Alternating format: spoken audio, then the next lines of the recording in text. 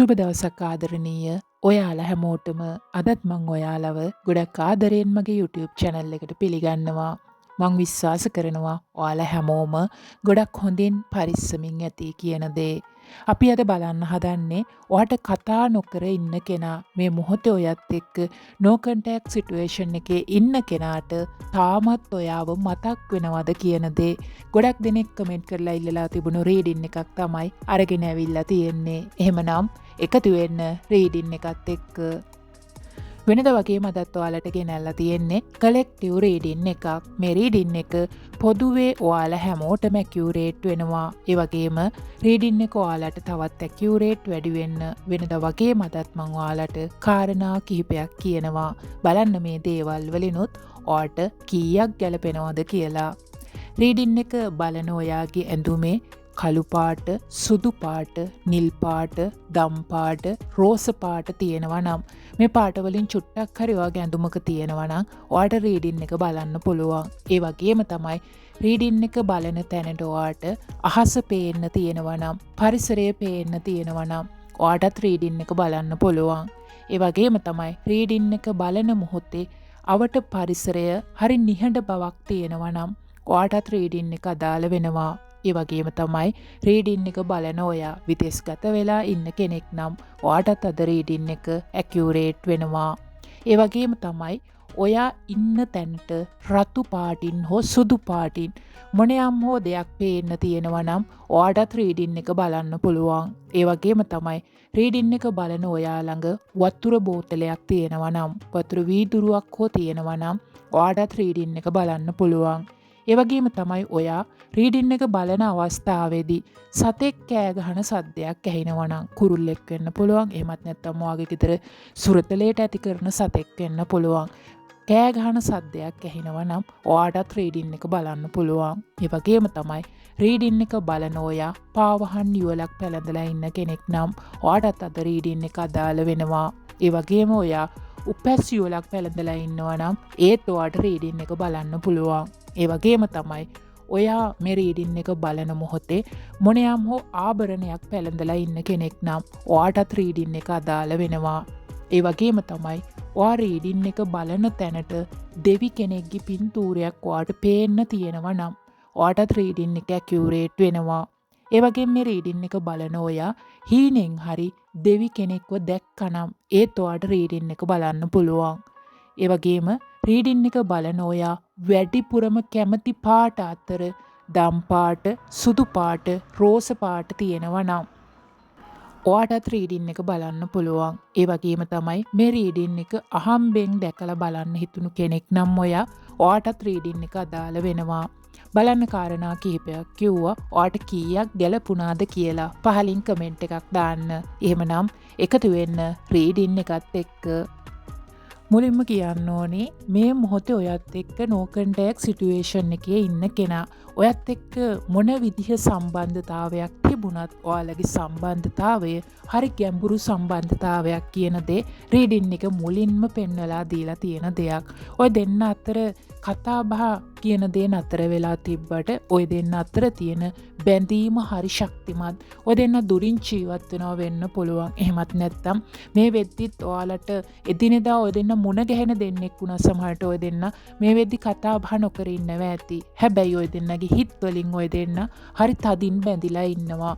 ගොඩක් වෙලාවට මේ no contact situation එකේ ඉන්න කෙනා ඔයාව රවට්ටලා තියෙනවා. එහෙමත් නැත්නම් ඔයාගේ අතින් වුණු රැවටීමක් එහෙමත් නැත්නම් මොනියම් හෝ දෙයක ඇත්තක් දැනගත්ත නිසාවෙන් තමයි මේ කෙනා ඔයත් එක්ක මේ මොහොතේ කතා නොකර ඉන්නවා ඇත්තේ. එහෙමත් නැත්නම් මේ රීඩින් එක බලන එයාගේ මොනියම් හෝ ඇත්තක් දැනගත්තා වෙන්න පුළුවන්. එයා ඔයාව රවට්ටන්න හේතු වුණු දෙයක් ඔයා දැනගත්තා වෙන්න පුළුවන්. ඉතින් මෙන්න මේ වගේ කාරණාවක් නිසා ඔයාලා අතර තිබුණු විශ්වාසය කියන දේ බිඳිලා ගිහින් තියෙනවා. ඉතින් විශ්වාසය බිඳීමත් එක්ක මේ no contact situation එකේ ඉන්න කෙනාට නැවත ඔයාගේ ජීවිතයට සම්බන්ධ වෙන්න නොහැකි වෙලා තියෙනවා.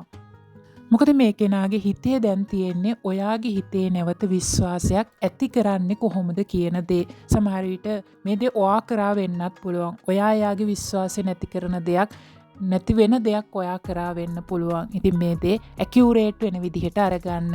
මේ වගේ විශ්වාසයේ කඩවීමක් නිසා නැවත සම්බන්ධතාවය ආරම්භ කරත් ඒ සම්බන්ධතාවය පවත්වගෙන යන්න පුළුවන් වෙයිද කියන දේ මෙනෝ කන්ටැක්ට් සිටුේෂන් එක තුල පවතිනවා. ඒ නිසාම තමයි ඔය දෙන්නම තාමත් දෙපැත්තකට වෙලා මේ විදිහට කතා නොකර ඉන්නේ. ඒ වගේම කියන්න ඕනේ මේ නෝ කන්ටැක්ට් සිටුේෂන් එකේ ඉන්න කෙනාට බයයි ඔයාව නැති වෙයි කියන දේ. ගොඩක් වෙලාවට මේ කෙනා වෙන අයත් එක්ක ඔයාව සංසන්දනය කරලා බලනවා. මේ වෙද්දී යාගේ ජීවිතේ සමහර විට වෙනස් සම්බන්ධතාවයන් තියෙනවා වෙන්න පුළුවන්. බොහෝ දුරට මේ කෙනා ඒ අයත් එක්ක ඔයා තුල තිබුණු ගති පැවතුම් සමහරට ඔයාට තිබ්බ දේපලවත්කම් පවා මේ කෙනා සංසන්දනය කරන්න උත්සාහයක් දරනවා. ලස්සන වෙන්න පුළුවන්, පෙනුමෙන් වෙන්න පුළුවන්, එහෙමත් නැත්නම් කතාවෙන් වෙන්න පුළුවන්, හැසිරීමෙන් වෙන්න පුළුවන්. මේ වගේ දේවල් වලින් මේ කෙනා මෙයාට හම්බෙන අයත් එක්ක ඔයාව හැම මොහොතකම සංසන්දනය කරලා බලනවා. විශේෂයෙන් කියන්න ඕනේ මේ කෙනා මොන විදිහට වෙන අයත් එක්ක ඔයාව ගලප ගන්න උත්සාහ කරත් මේ කෙනාට තාම ඔයාට සමාන කරන්න පුළුවන් කෙනෙක්. එහෙමත් නැත්නම් ඔයා දුන්නු ආදරයට සමාන ආදරයක් මේ කෙනාගේ ජීවිතයට මේ වෙනකනුත් ලැබිලා නැහැ. ඒක මේ කෙනා ගොඩක් වෙලාවට මේ වෙද්දි තේරුම් අරගෙන ඉන්නවා කියන දේ රීඩින් එකේ පේන්න තියෙනවා. ඒ වගේම කියන්න ඕනේ මේ රීඩින් එක බලන ඔයාට ඔයාගේ නෝ කන්ටැක්ට් සිටුේෂන් එක ඇති වෙන්න හේතුවක් උනේ තුන්වෙනි පාර්ශවයක් නම්. ගොඩක් වෙලාවට මේ කෙනා ඔයාගේ හිතේ ඉන්න කෙනාගේ හිත වෙනස් කරලා තියෙනවා. ඔයත් එක්ක මේ මොහොතේ නෝ කන්ටැක්ට් සිටුේෂන් එකේ ඉන්න කෙනාගේ හිත වෙනස් කරන්න කවුරුම හරි සමත් වෙලා තියෙනවා. සමහර විට මේක වෙනස් සම්බන්ධතාවයක හේතුවක් වෙන්න පුළුවන්. එහෙමත් නැත්නම් එයාගේ පවුලෙන් ඇති වෙන බලපෑමක් වෙන්න පුළුවන්. කවුරුම හරි මෙයාගේ ඔළුවට එක එක දේවල් දානවා. සමහරට ඔයා ගැන එයාගේ හිතේ තියෙන්නේ හොඳ රූපයක් වෙන්න පුළුවන්. ඔයා ගැන තාමත් එයාගේ හිතේ ආදරයක් කැමැත්තක් තියෙනවා. හැබැයි එයාට ඒ ගැන තනි තීරණයක් ගන්න බැරි වෙලා තියෙනවා. ඒ වගේම තමයි නැවත ඔයා ළඟට එන්න බැරි වෙලා තියෙනවා.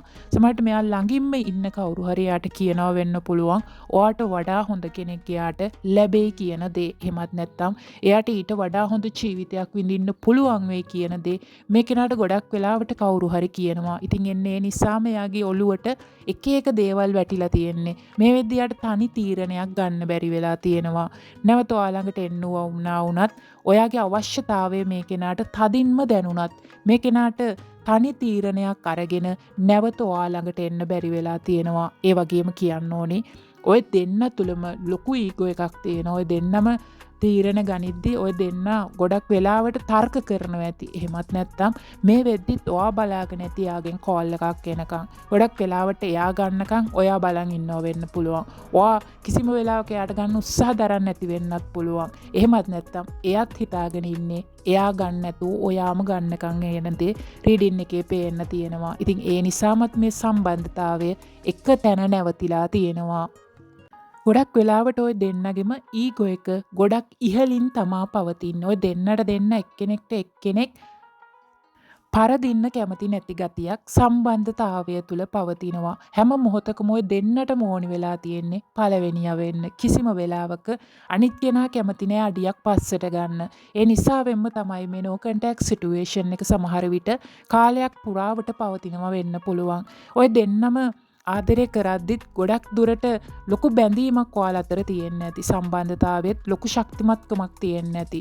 හැබැයි කැඩුණු විශ්වාසය නිසාවෙන්ම ඔය දෙන්නට දෙන්න මේ වෙද්දි නැවත එකතු වෙන්න දරන උත්සාහය ගොඩක් අඩු වෙලා තියෙනවා. ඒ වගේම තමයි ඔය දෙන්නට දෙන්න එක්කෙනෙක්ට එක්කෙනෙක් පරදින්න කැමති නැති ගතිය නිසාවෙන්මත් ඔය දෙන්න ඇතුලේ සම්බන්ධතාවයක් නිර්මාණය වෙන්නේ නැහැ. ඒ නිසාමත් මේ සම්බන්ධතාවය ඉදිරියටත් මේ විදිහටම ඔය දෙන්න තුලම තියෙන මේ ඊගෝ එක තිබුණොත් මේ සම්බන්ධතාවය ඉදිරියට පවත්වාගෙන යන්න බැරිකමක් රීඩින් එකේ පේන්න තියෙනවා. ඒ නිසා කියන්න ඕනේ ඔය දෙන්නගෙන් එක්කෙනෙක් හෝ මේ සම්බන්ධතාවය නැවත පවත්වන්න අවශ්‍යයි කියලා හිතෙනවා නම් අනිත් එක්කෙනාට කතා කරන්න. එයාට මැසේජ් එකක් දාලා බලන්න. සමහරට ඔයාට මැසේජ් එකක් දැම්මොත් එයාගෙන් ඔයාට පිළිතුරක් ලැබෙන්න ලොකු ඉඩකඩක් පවතිනවා. එහෙමත් නැත්නම් එයා නැවත ඔයාලට කතා කරන්න ලොකු ඉඩකඩක් පවතිනවා. ගොඩක් වෙලාවට මේ සම්බන්ධතාවයෙන් නැවතිලා තියෙන්නේ ඔය දෙන්නට දෙන්න පරදින්න කැමති නැති ගතිය නිසාවෙන්මයි.